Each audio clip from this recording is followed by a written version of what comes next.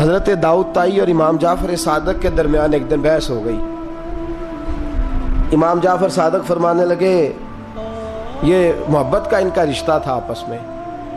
حضرت داؤد طائی صوفی تھے اور امام جعفر صادق تو حضور کے نواسے ہیں نا جی, اور بڑا عقیدت کا رشتہ تھا آپس میں. ایک دن امام جعفر صادق کہنے لگے داؤد طائی میرے لیے دعا کر. تو آپ رو پڑے, کہنے لگے حضور میں نواسہ رسول کے لیے دعا کروں؟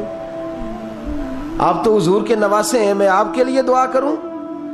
تو حضرت امام جعفر صادق کہنے لگے یہی تو دعا کرانی ہے, یہی تو میں نے کیا فرمایا, یہی تو دعا کرانی ہے کہ میرے لیے دعا کر, میں اپنے نبی کی بارگاہ میں شرمندہ نہ ہو جاؤں. حضور یہ نہ فرما دیں کہ میرا نواسہ ہو کے تو کیا کرتا رہا, یہی تو دعا کرانی ہے. بڑا پیار تھا. ایک دن بحث ہو گئی, حج کر کے واپس آئے, عراق میں تشریف فرما تھے امام جعفر صادق. حج کر کے واپس آئے تو امام جعفر صادق کہنے لگے جو مکے سے ہو آتا ہے نا, اللہ پھر اس کو دوزخ میں نہیں ڈالے گا. خوش نہیں ہوئے آپ لوگ؟ اللہ آپ کو جزائے خیر عطا فرمائے. فرمایا جو کعبے کا دیدار کر لے ایک دفعہ زندگی میں اور ایمان کی حالت میں, اللہ پھر اسے دوزخ میں, ایک دفعہ جو دیدار کر لے ایمان کی حالت میں, اللہ دوزخ میں. یہ فرمانے لگے یہ میری بات ہے, تو تصدیق کر میری بات کی, کہہ میں نے ٹھیک کہا ہے. پیار تھا نا. تو کہنے لگے داؤد طائی تو کہہ میں نے ٹھیک کہا ہے. کہنے لگے جی آپ نے فتوی پورا نہیں دیا تو میں کیسے تصدیق کر دوں؟ آپ نے پورا فتویٰ, پوری بات کریں تو تصدیق کرا لیں. کہا پوری بات کیا ہے؟ فرمانے لگے جو خانہ کعبہ بیت اللہ کا دیدار کر لے اللہ دوزخ میں نہیں ڈالے گا, اور جو مدینے سے ہو آئے اللہ اسے جنت میں ضرور داخل فرمائے گا. صلی اللہ ہو. تو آپ فرمانے لگے داؤد طائی میں نے تو مسئلہ بیان کیا اس لیے کہ جس نے ایمان کی حالت سے کعبہ دیکھ لیا تو اس کا اللہ پہ ایمان پختہ ہے, اور من قال لا الہ الا اللہ داخل الجنہ. اور تو نے یہ جو کہا ہے نا ضرور جنت میں داخل کرے گا مدینے دیکھنے والے کو, تو بھی دلیل پیش کر. مکہ کا ایمان کے ساتھ دیکھنے والا تو میں نے حدیث پیش کر دی, تو دلیل دے. حضرت داؤد طائی بولے بڑی خوبصورت بات, اور خوبصورت لوگ ہی خوبصورت باتیں کرتے ہیں, خوبصورت لوگ ہی جی, ورنہ تو اللہ خیر کرے خوبصورت بات نکلتی نہیں لوگوں کے منہ سے, حرم میں بیٹھ کے بھی نہیں نکلتی. پتہ نہیں کیا سانپ سونگ جاتا ہے, کس قسم کی بولی بولنے لگتے ہیں. خوبصورت لوگ خوبصورت بات کرتے ہیں. حضرت داؤد طائی کہنے لگے میری دلیل یہ ہے کہ پورے مکے میں کہیں جنت تو نہیں نا, مکہ دیکھنے والے کو جنت ملتی ہے پر مکے میں جنت نہیں. فرمانے لگے مدینے میں تو جنت ہے نا, روضۃ من ریاض الجنہ ماں بین بیتی و منبری روضۃ من ریاض الجنہ. فرمایا میرے منبر اور میرے گھر کے درمیان جتنی جگہ ہے وہ. اور آپ فرمانے لگے حضرت امام جعفر صادق سے کہنے لگے حضور دیکھیں نا, اللہ فرماتا ہے جو جنت میں گیا ہم فیہا خالدون, پھر نکالا نہیں جائے گا. تو کہنے لگے میرا عقیدہ ہے جو 2 نفل بھی ریاض الجنت میں پال لے اللہ اسے ضرور جنت میں داخل فرمائے, اس لیے کہ جو گیا وہ دوبارہ واپس. حضرت ادریس علیہ السلام کی دوستی ہو گئی رضوان سے. رضوان جنت کے فرشتے کا نام ہے جس کے پاس چابی ہے جنت کی, دروازے پہ بیٹھے ہوتے ہیں. رضوان اس فرشتے کا نام ہے. تو حضرت ادریس کا یارانہ تھا, وہ ملنے آتے تھے جناب ادریس علیہ السلام کو. تو ایک دن حضرت ادریس کہنے لگے تو خود تو یہاں کی سیر کر جاتا ہے, مجھے کبھی کرائی نہیں. آپ بھی کر لیں. تو فرشتہ آپ کو جنت دکھانے لے گیا. جنت میں جا کے تو کہنے لگا حضور چلے. فرمانے لگے کدھر؟ کہنے لگا واپس. فرمانے لگے میں نے جانا ہی نہیں. اس نے کہا کیوں؟ فرمانے لگے اللہ فرماتا ہے ہم فیہا خالدون, جو جنت میں آئے گا نکالا نہیں جائے گا. تو کیسے مجھے نکال سکتا ہے؟ کہنے لگے جناب آپ نے سیر کا کہا تھا. فرمایا سیر ہی ہے یہ, اس لیے کہ جنتی ساری عمر ہی سیر کریں گے, وہ سیر ہی کریں گے. سفر تو تھکا دیتا ہے بندے کو, یہ سیر ہی ہے. اب وہ فرشتے پریشان ہوئے تو رب کریم نے فرمایا وہ فرشتے تیرا اور اس کا یارانہ بھی میں نے لگوایا تھا, اور اس کو جنت کی سیر پر آنے کی خواہش بھی میں نے ہی پیدا کی تھی. اور تو کون ہوتا ہے میری بغیر اجازت دروازہ کھول سکے؟ بلوایا بھی میں نے ہی تھا. اور یہ جو میں نے کہا نا اڑ جا، یہ توفیق بھی میری ہوئی ہے، میری طلب بھی تو تیرے کرم کا صدقہ ہے۔ یہ پاؤں اٹھتے نہیں بلکہ یہ اٹھائے جاتے ہیں، تو جب بلا لیا ہے جنت میں داخل کرا لیا ہے، اور جنت بھی وہ والی جس کو میرے رسول پاک کے قدموں نے جنت بنایا ہے، وہ جنت جس کو ریاض الجنہ کا لفظ دیا ہے، حضور نے جنت جس کو بنایا ہے، وہاں تک پہنچ جائے۔ یہ ہے ارض جنت، یہ طیبہ کی زمین ہے ارض جنت، پر زمین کس کی ہے؟ کیسا عجیب معاملہ ہے۔ یہ ہے ارض جنت، یہ طیبہ کی زمین ہے، جنت بھی یہیں، کیونکہ مالک جنت بھی یہیں ہے، جنت بھی یہیں، مالک جنت بھی یہیں، جنت بھی یہیں تو مالک جنت بھی۔ اور جتنا جنت کا اعلان میرے نبی نے فرمایا نا، سارا فرمایا ہی مدینے میں ہے۔ اور جنت بیچی ہے کئی دفعہ نبی پاک نے، کئی دفعہ فرمایا بیر روما کما خرید کے دو، مجھ سے جنت لے لو۔ حضرت عثمان نے کہا حضور میں خرید دیتا ہوں۔ کہا جنگ تبوک کے لیے سامان دو، مجھ سے جنت لے لو۔ حضور نے تو کئی دفعہ سیل لگائی ہے جنت کی۔ یہ ہے ارض جنت، یہ طیبہ کی زمین ہے، جنت بھی یہیں، مال کے جنت بھی یہیں ہے۔ کعبۃ اللہ، حضرت عبداللہ ابن مسعود رضی اللہ تعالیٰ عنہ فرماتے ہیں جس کو ایک تکلیف آئے نا کعبے میں، کتنی جی؟ ایک کدی تے آئی جاندی ہے نا، میرے ورگے ہمیشہ دے تھکے بندے، ایک آدھ تکلیف تو بخار آ گیا، پیر میں درد ہونے لگ گیا، کوئی تکلیف تو آئی جاتی ہے۔ فرماتے ہیں ایک تکلیف اگر تجھے حرم مکہ میں آئی نا، ایک، تو اللہ تیرے 80,000 سال کے گناہ معاف فرما دے۔ کنے 80 100 نہیں، میں نے سوچ سمجھ کے جملہ کہا ہے، 80 ایک تکلیف اگر تجھے، کہاں بولے نا یار، کتنی؟ ایک، گناہ کتنے معاف؟ یہ کس نے کہا ہے؟ حضرت عبداللہ ابن مسعود نے۔ وعدہ کس کا ہے؟ اللہ کا۔ وعدہ کس کا ہے؟ اگر مدینے چلے جائیں تو میرے نبی پاک صلی اللہ علیہ وسلم کو پتا تھا لوگ میرے غلاموں کو دھکے بھی ماریں گے، مجنون اور پاگل بھی کہیں گے، ان کو بری نظروں سے بھی دیکھیں گے، کہیں گے یہ تو ہے ہی پاگل، بڑا کچھ ہوگا۔ واہ محبوب تیرے انداز میزبانی پہ قربان جائیں، کیسا بندوبست فرمایا، کیا انداز اختیار فرمایا۔ فرمایا تم میں سے جو کوئی مدینے آیا وہ میرا مہمان ہے۔ کوئی مدینے مکے میں ایک تکلیف پہنچی تو 80,000 سال کے، اور یہاں مدینے میں واہ کیا جود و کرم ہے شاہ بطحہ تیرا۔ واہ دیکھیں اعلیٰ حضرت لفظ کیا کہتے ہیں، واہ کیا جود و کرم ہے شاہ بطحہ تیرا، نہیں سنتا ہی نہیں دیکھیں ترکیب اعلیٰ حضرت کی، ایسے جملے درد ہو تو نکل، نہیں سنتا ہی نہیں مانگنے والا تیرا۔ اور کہتے ہیں تیرے قدموں میں رہوں غیر کی ٹھوکر پہ نہ ڈال، جھڑکیاں کھاؤں کہاں چھوڑ کے صدقہ تیرا۔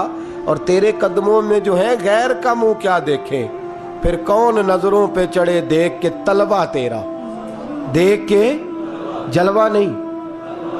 اعلیٰ حضرت کا انداز کوئی اعلیٰ مزاج لوگ ہی سمجھتے، جلوہ نہیں جی۔ کہتے ہیں جس نے میرے مصطفیٰ کے قدم کا تلوہ دیکھ لیا اس کی نظر پہ کوئی نہیں چڑھتا، تو جس نے جلوہ دیکھ لیا صلی اللہ ہو، کون نظروں پہ چڑھے دیکھ کے تلوہ تیرا، قدم دیکھ لے تو نظر پہ کوئی نہیں چڑھتا، تو جو سیدنا صدیق اکبر کی طرح مولا علی کی طرح جلوہ ہی دیکھ لے۔ اب میری نگاہوں میں جچتا نہیں کوئی، جیسے میرے محبوب ہیں ایسے میرے رسول کریم صلی اللہ علیہ وسلم نے فرمایا جو حرم مدینہ میں آئے اور اسے کوئی تکلیف پہنچے، اس پر کوئی آزمائش آئے، اسے پریشان کیا جائے، اسے یہاں کوئی دکھ پہنچے، تو میرے حبیب نے فرمایا وہ میرا مہمان ہے، وہ صبر کرے۔ یا رسول اللہ کیا ملے گا؟ فرمایا تم مدینے کی تکلیفوں پہ صبر کرنا، میں قیامت کے دن اللہ کی بارگاہ میں تمہاری سفارش کروں گا، میں رب کی بارگاہ میں تمہاری سفارش کروں گا۔ مکہ مکرمہ میں تکلیف پہنچی تو گناہ معاف ہے، اور یہاں تکلیف پہنچی تو حضور کی سفارش۔ اور پھر دیکھیے نیکی کا انداز دیکھیے، مکہ مکرمہ میں کوئی ایک نیکی کرے تو 1,00,000 کا ثواب ہے، ایک نماز پڑھو تو کتنے کا؟ ہم نے کبھی سوچا بھی نہیں ہوگا کہ 1,00,000 نفل پڑھیں گے۔ ایک طواف کرو تو کتنے طواف کا ثواب؟ ایک بار ایک دفعہ سبحان اللہ پڑھو تو کتنی کا ثواب ہوا؟ 1,00,000 کا ثواب. اور اگر کوئی حج کرنے جائے تو ثواب ڈبل ہو جاتا ہے. اور اگر کوئی رمضان شریف کے مہینے میں جائے تو 1,00,000 کو 70,000 سے ضرب دینی پڑ جاتی ہے. 1,00,000 کو اگر رمضان شریف میں جائے تو یہاں آپ کیلکولیٹر نہ نکال لیجئے گا، اگلی تقریر نہ رہ جائے. 70 کو 1,00,000 سے ضرب دینی پڑتی ہے. یہ نیکیاں ہیں جو اللہ پاک حرم مکہ میں جانے والے کو عطا فرماتا ہے. میری سمجھ میں صرف اتنی بات آتی ہے کہ وہ جو امتیں کرتی رہی ہیں نا، 1,000 سال عبادت، 1,000 سال انہوں نے عبادت کی ہے، تو امت مسلمہ کو اللہ نے درجہ تو اونچا ہی دینا ہے نا. کنتم خیر امت جو درجہ چونکہ اونچا دینا ہے تو اللہ پاک نے یہ بہانے بنا دیے. شب قدر ہے، شب برات ہے، یہ اللہ پاک نے بہانے بنا دیے ہیں. مالک کریم نے یہ بہانے بنائے ہیں. فرمایا تم بھی شب برات میں، شب قدر میں مسجد آ جاؤ، یا اللہ تمہیں موقع دے تو حرم مکہ اور مدینہ آ جاؤ.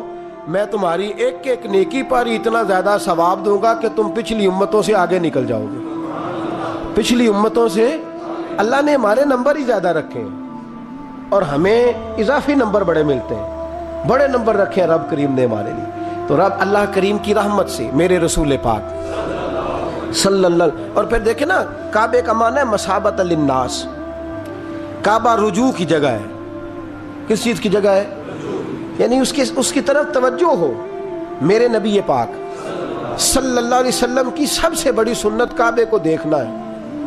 حضور بیٹھ جاتے تھے اور کعبے کے سامنے بیٹھتے تھے. جب بھی حرم میں بیٹھ تو دیر تک دیکھتے تھے. کچھ لوگ لالچ کرتے ہیں، نیکی کا کرنا چاہیے، اچھا لالچ ہے کہ میں طواف زیادہ کر لوں، عمرہ زیادہ کر لوں، بڑی اچھی بات ہے.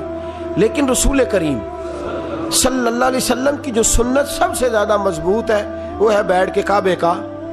اور حضور نے فرمایا تو دیدار ہی کرتا رہے، اللہ تجھ پر 20 رحمتوں کا نزول فرما دے گا. کعبہ معظمہ کا دیدار کرنا. کعبہ ہے رجوع کی جگہ. نماز کس طرف منہ کر کے پڑھنی چاہیے جی؟ اجی کدھر منہ کر کے پڑھنے؟ کیڑی سائڈ تے جی؟ مغرب سائڈ پہ. تو جو حرم شریف میں ہو وہ مغرب سائڈ منہ کرے گا، مشرق سائڈ.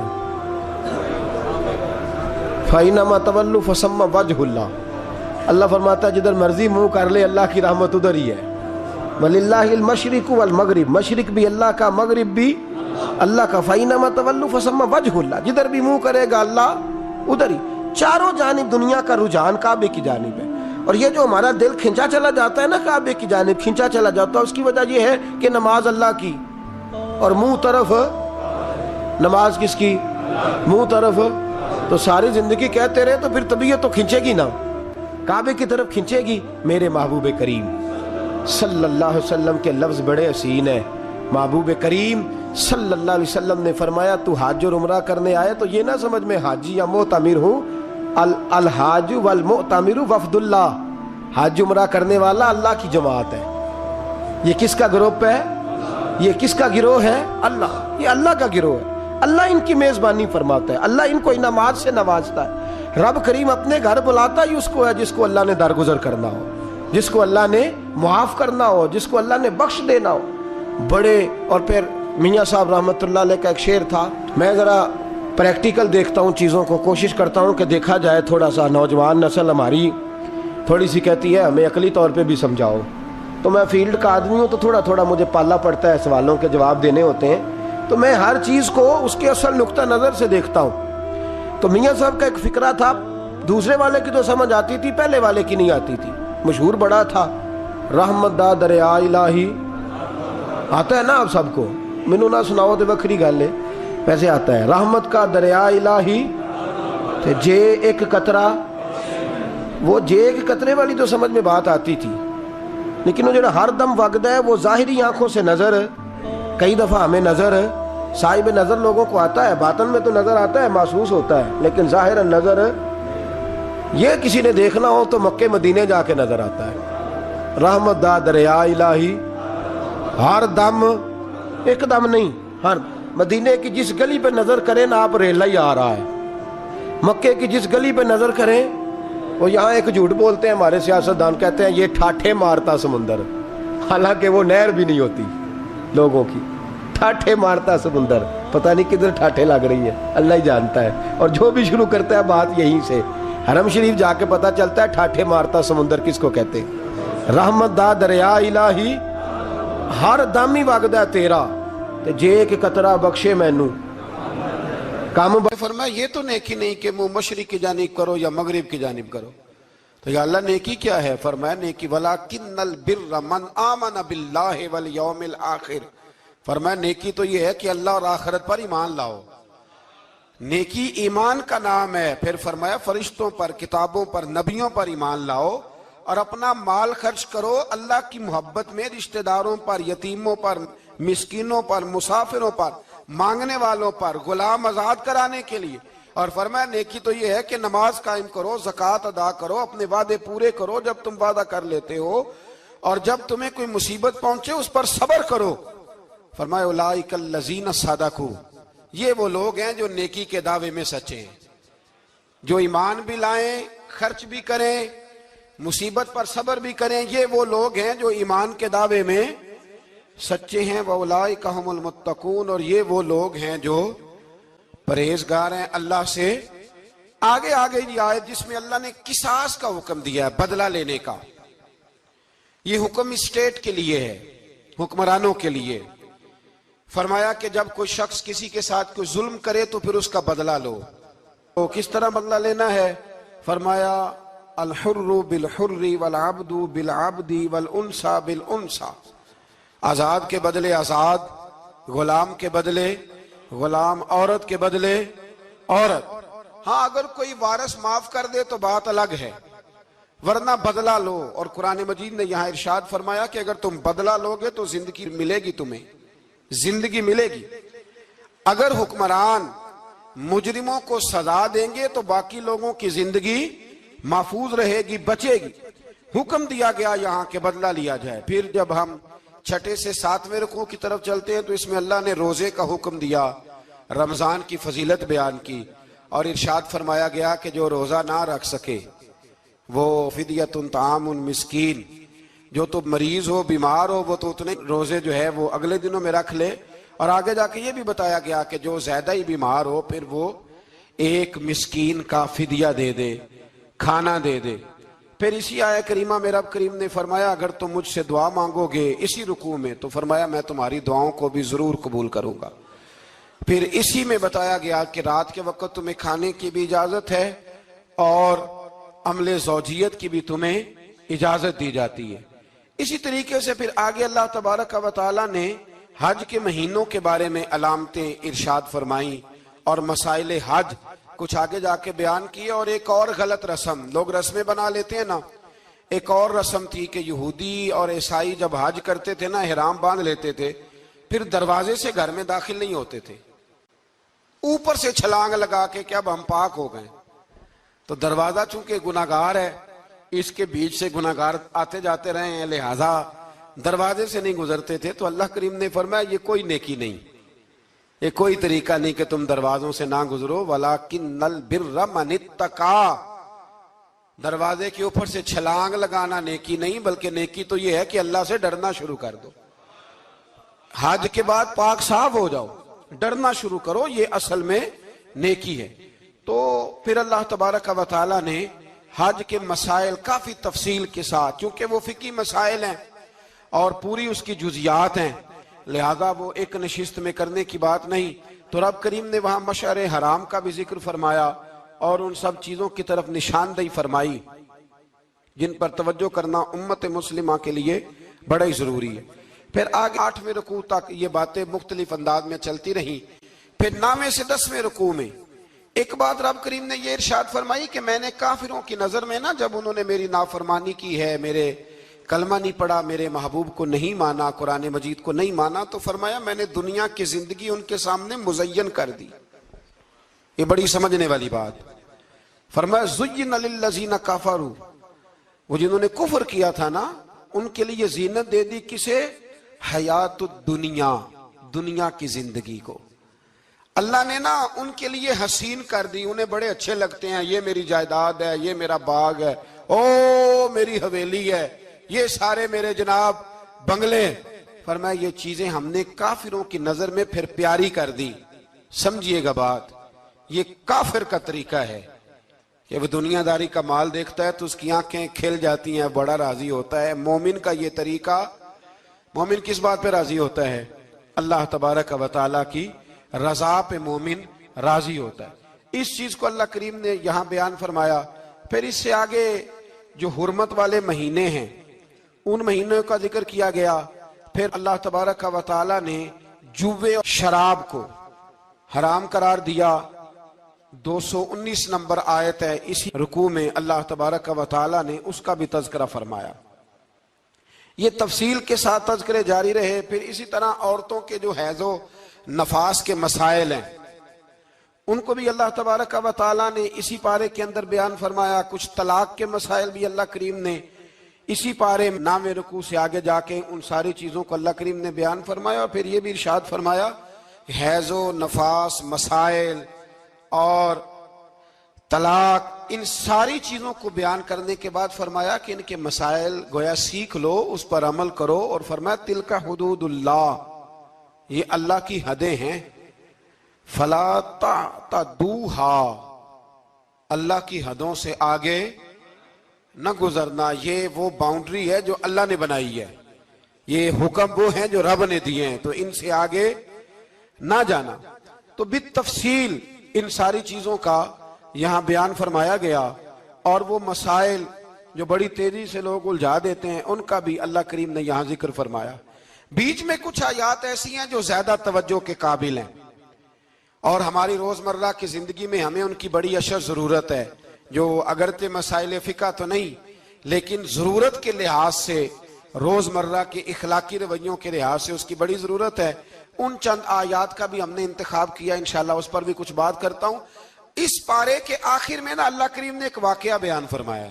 اس میں اللہ تبارک و تعالیٰ نے نا بنی اسرائیل کا ایک واقعہ بڑی تفصیل کے ساتھ, اور وہ اس پارے کے اختتام پر عقیدے کے لحاظ سے, نظریے کے لحاظ سے, سمجھنے کے لحاظ سے بڑی اہم چیز ہے, اس پر ضرور غور فرمائیں.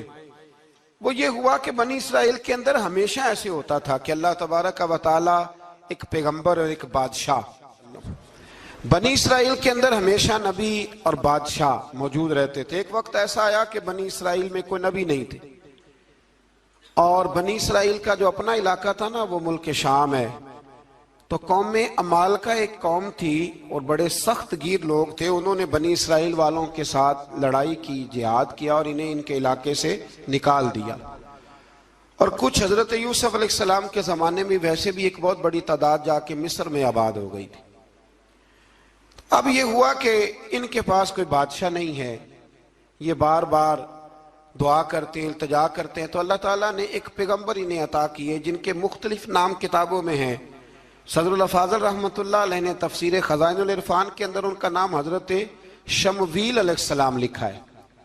حضرت شمویل علیہ السلام کو اللہ تعالیٰ نے نبوت عطا فرمائی, اور جب حضرت شمویل علیہ السلام اللہ کے نبی ہوئے, بنی اسرائیل والوں کو یقین آیا کہ اللہ نے الحمدللہ ہمیں ایک نبی کے جھنڈے تلے جمع کر دیا ہے, تو پھر انہوں نے کہا کہ آپ ہمارے سامنے ایک بادشاہ بھی مقرر کریں تاکہ ہم اس کی سرپرستی میں جہاد کریں.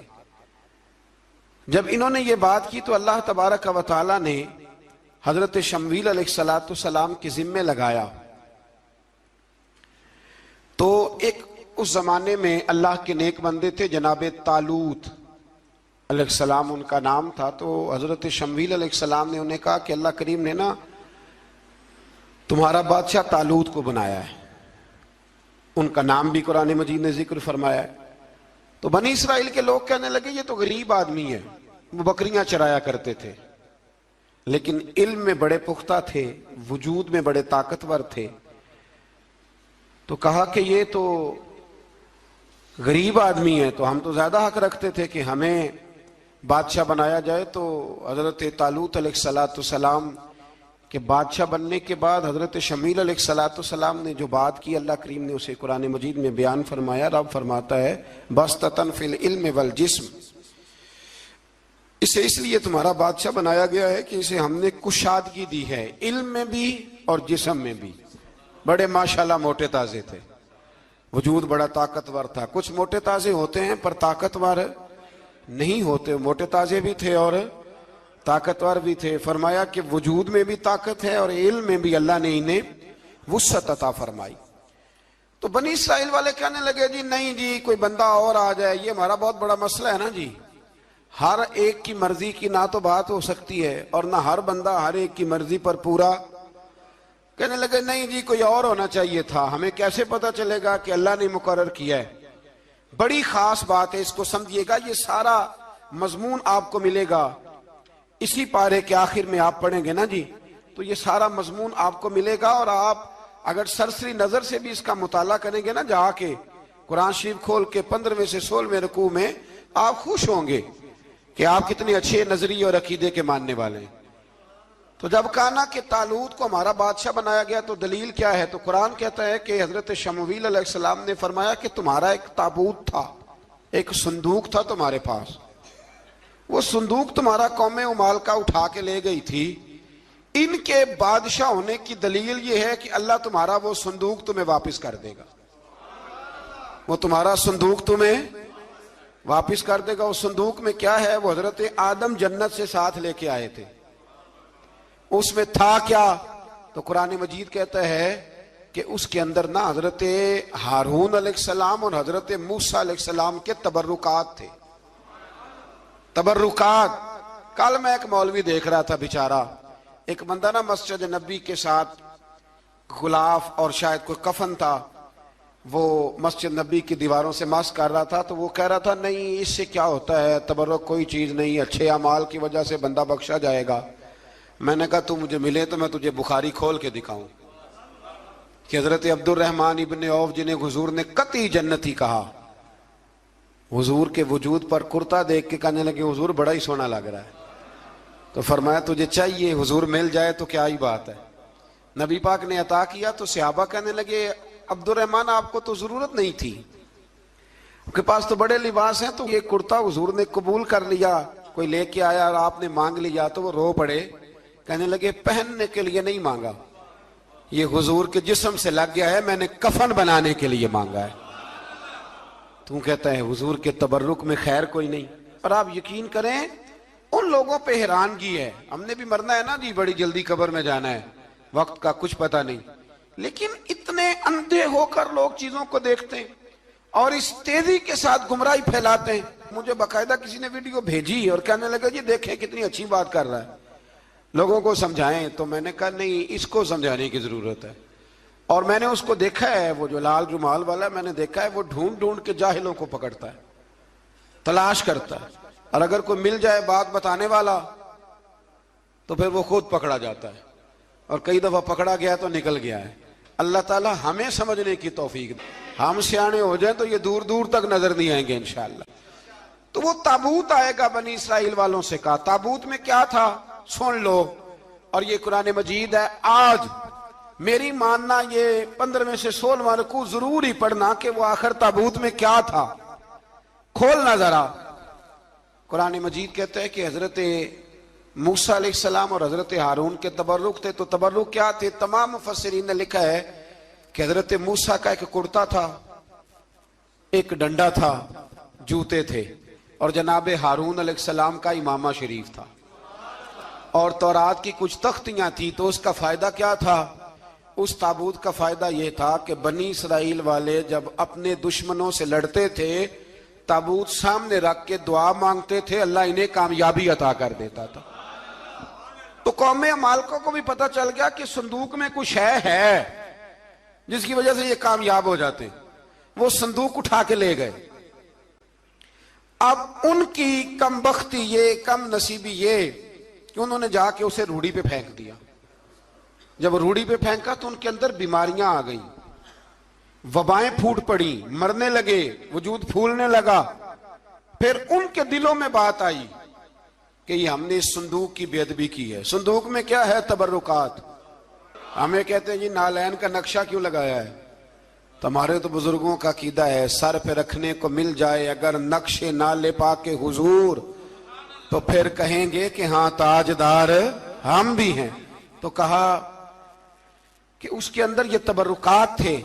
انہیں بھی سمجھ میں آئی تو انہوں نے نا بیل گاڑی منگائی اور وہ صندوق اٹھا کے اس کے اوپر رکھ دیا. اب کیا ہوا؟ قرآن کہتا ہے کہ فرشتوں نے نا اس صندوق کو وہاں سے اٹھایا. مفسرین نے لکھا اس کا معنی یہ بھی ہو سکتا ہے کہ اس بیل گاڑی کو ڈائریکشن پہ لگایا. ادھر سے حضرت شمویل علیہ السلام نے جناب طالوت کو بادشاہ بنا دیا اور ادھر سے وہ صندوق چل پڑا.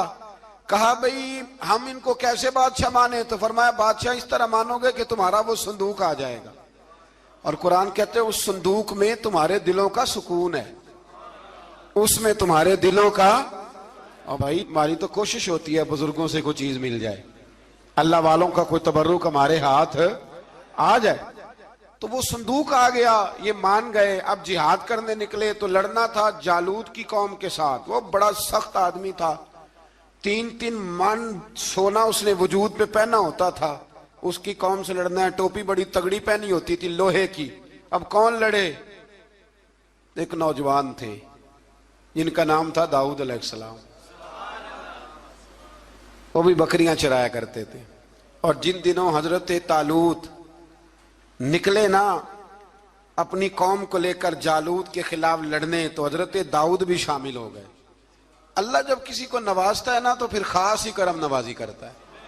مفسرین نے لکھا جب یہ جا رہے تھے نا, وہاں جا رہے تھے تو رستے میں انہیں 3 پتھر مل گئے. انہوں نے وہ تینوں پتھر اٹھا لیے.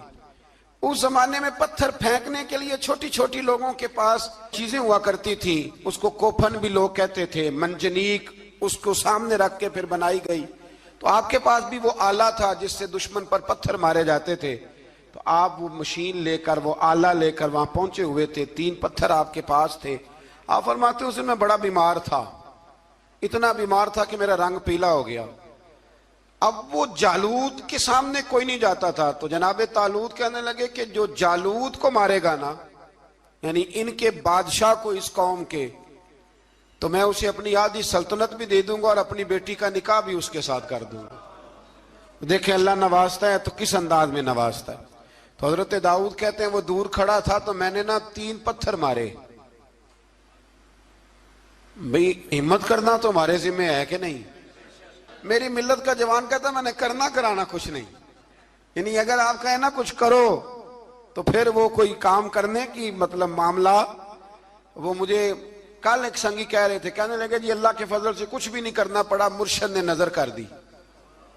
میں کہا میں ملن گی تو میں انہوں نے سمجھاواں گا کہ کچھ کرا کے نظر کریا کرو, کیونکہ میرے وہ دوست ہیں, میں انہیں جانتا ہوں. نظر میں بڑا کچھ ہوتا ہے, لیکن اللہ بھی تو بندے پہ بڑی نظر رحمت کرتا ہے نا. لیکن کہتا ہے 5 نمازیں پڑھ, رمضان کے روزے رکھ, زکوٰۃ فرض ہو تو ادا کر, یہ سارے کام کر, سچ بول, دیانتداری کر, پھر میں اپنے فضل سے تجھے جنت عطا کروں. تو یہ جو رویہ ہم نے بنایا یہ درست نہیں. تو فرماتے ہیں 3 پتھر میں نے مارے, اللہ نے اتنا فضل کیا کہ وہ بھی مر گیا, اور اس سے چھو کے میرے پتھر آگے بڑھے تو اس کی فوج کے 30 آدمی بھی مر گئے. 3 پتھروں سے 31 بندے اللہ نے مار دیے. فرماتے اس لیے کہ ہاتھ میرے تھے اور طاقتیں میرے رب کریم کی تھی. تو حضرت داؤد علیہ السلام کے حصے میں جناب طالوت کی صاحبزادی بھی آئی, آدھی سلطنت بھی آئی.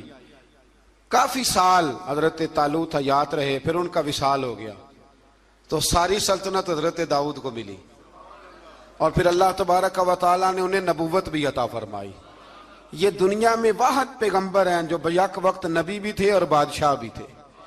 اور پھر اللہ نے فضل فرمایا, انہوں نے بڑی بڑی فتوحات کی. اور پھر حضرت داؤد کے صاحبزادے کا نام حضرت سلیمان علیہ السلام, پھر ان کے صاحبزادے کا نام حضرت. تو یہ ہوا کیسے؟ یہ سارا کچھ اللہ تبارک و تعالیٰ کے فضل سے ہوا, اس کے کرم سے ہوا. اب اس واقعہ سے ہمیں کیا پتہ چلتا ہے؟ ہمیں یہ پتہ چلتا ہے کہ رب جب فضل فرمائے نہ کسی پہ بھی, تو ہمیں اس بندے کو دیکھ کے راضی ہونا چاہیے, کوئی شکوہ نہیں کرنا چاہیے. اور دوسری بات یہ سمجھ لینا چاہیے کہ حکومتیں, مال, دولت یہ صرف سیاستوں سے نہیں ملتی, یہ خدا کے فضل سے ملتی. اور یہ بھی سمجھ لینا چاہیے کہ جو بزرگوں کے تبرکات ہوتے ہیں ان کی کیا ہی بات ہوتی ہے. چند باتیں ایسی تھیں کہ میرا دل کرتا تھا ان کو دہرایا جائے, اور خاص کر کے ان باتوں پر توجہ کی جائے. یہاں نا اللہ تبارک و تعالیٰ نے ان باتوں میں سے ایک بات کا ذکر فرمایا ہے. یہاں 207 نمبر جو آیت ہے نا, اسی پارے کی، اس میں اللہ کریم نے فرمایا کچھ لوگ ایسے ہیں جو اپنی جانیں ہی اللہ کے حوالے کر دیتے ہیں، زندگی کا مقصد دین ہوتا ہے، لٹا دیتے ہیں۔ یہ نازل کب ہوئی؟ یہ آیہ مبارکہ حضرت صہیب رومی کے بارے میں نازل ہوئی۔ حضرت صہیب رومی رضی اللہ تعالیٰ عنہ بڑے مالدار تھے، مکے سے جب چلے نا تو سارا مال مکے میں چھوڑ دیا، اس لیے کہ اللہ کے رسول مدینے چلے گئے۔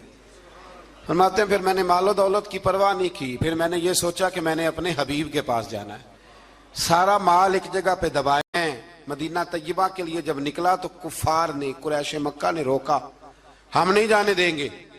تو حضرت صہیب رومی فرمانے لگے بھئی سنو، میں کمزور نہیں، میں طاقتور آدمی ہوں، اور تم میں سے کوئی ایسا مائی کا لال نہیں جو تیر چلانے میں مجھ سے زیادہ سیانا ہو، تلوار چلانے میں مجھ سے زیادہ عقل مند ہو، جانا مدینے میں نے ہے۔ اب یہ ہے کہ تم بتاؤ میرے ساتھ تیروں تلواروں سے لڑو گے یا میں تمہیں ایک سودا بتاؤں گا، سودا کرو گے؟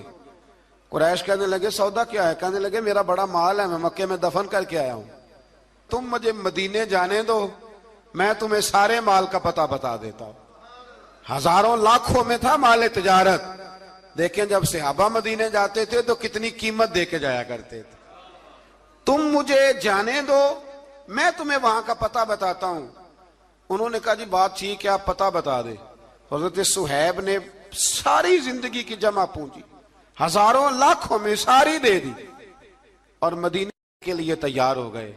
اللہ کریم نے اس بات کو بڑا ہی پسند فرمایا اور فرمایا وَمِنَ النَّاسِ مَن يَشْرِي نَفْسَهُ ابْتِغَاءَ مَرْضَاتِ اللَّهِ، فرمایا کچھ لوگ ایسے ہیں جو اپنی جانیں بیچ دیتے ہیں اللہ کی رضا حاصل کرنے کے لیے، اپنی جانیں بیچ دیتے ہیں، نَفْسَهُ ابْتِغَاءَ مَرْضَاتِ اللَّهِ، اللہ کی رضا حاصل کرنے کے لیے اپنی جانوں کو بیچ دیتے ہیں۔ تو فرمایا پھر اللہ کیا کرتا ہے؟ فرمایا واللہ رؤوف بالعباد، پھر اللہ بھی اپنے بندوں پر بڑا ہی رحم فرمانے والا ہے۔ جب یہ سارا مال دے کے مدینے پہنچے نا تو ان کے استقبال کے لیے جناب عمر پہلے سے موجود تھے۔ حضرت عمر ریسیو کر کے نبی کریم کی بارگاہ میں لے گئے تو فرماتے ہیں حضور نے مجھے دیکھتے ہی فرمایا صہیب زندگی میں تم نے بڑی تجارتیں کی ہوں گی، پر یہ جو تم نے سودا کیا ہے نا یہ بڑا ہی نفع والا کیا ہے، یہ جو سودا فرمایا یہ تو نے بڑا۔ تو دین کے لیے جب آپ کوئی کام کرتے ہیں تو یہ سودا بڑا نفع والا۔ ایک مضمون اور یہاں ہے 216 نمبر آیت میں، وہ بھی بڑا ہی سمجھنے والا ہے۔ اللہ کریم نے جب جہاد فرض کیا نا تو فرمایا کتب علیکم القتال، ہم نے تم پر قتل کرنا، قتال کرنا فرض کیا ہے۔ فرمایا ہو سکتا ہے تمہیں یہ کراہت محسوس ہو، مشکل لگے، برا لگے۔ ایک بات جو آج کی نصیحت ہے اور مضامین قرآن جو ہم سیکھ رہے ہیں اس کے اندر سے ہمیں یہ خاص چیز ہے جس کو سمجھنا چاہیے۔ اللہ کریم نے فرمایا کہ تم پر جہاد فرض کیا گیا ہے، وَهُوَ كُرْهٌ لَكُمْ، ہو سکتا ہے تمہیں ناپسند ہو، تو ایک نا ساری زندگی کے لیے ایک نصیحت کر دی۔ فرمایا وَعَسَىٰ أَن تَكْرَهُوا شَيْئًا، ہو سکتا ہے تم کسی چیز کو ناپسند کرو، وَهُوَ خَيْرٌ لَكُمْ، اور وہ تمہارے لیے اچھی ہو۔